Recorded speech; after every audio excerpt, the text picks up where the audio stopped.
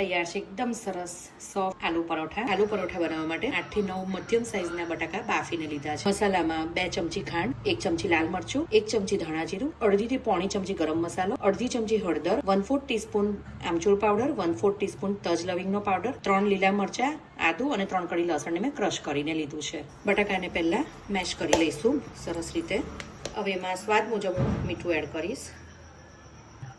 જે મસાલા મેં બતાવ્યા હતા એ બધા એડ કરી દઈશું। 2 વાડકી ઘઉંનો લોટ, એમાં સ્વાદ મુજબ મીઠું, અડધી ચમચી હળદર, અડધી ચમચી મેં દળેલું જીરું એડ કર્યું છે। રોટલી જેવો એનો લોટ મેં બાંધી લીધો છે અને ત્યાર પછી એમાં આ જે બટાકાનો માવો આપણે બનાવ્યો હતો પરોઠા માટે એ મેં મૂકી દીધો છે અને વધારાનો લોટ કાઢી લેવાનો। એકદમ હળવા હાથે વણવાનું। પરોઠું વણાઈને રેડી છે, પણ થઈ ગયું છે અને એને શેકી લઈશું।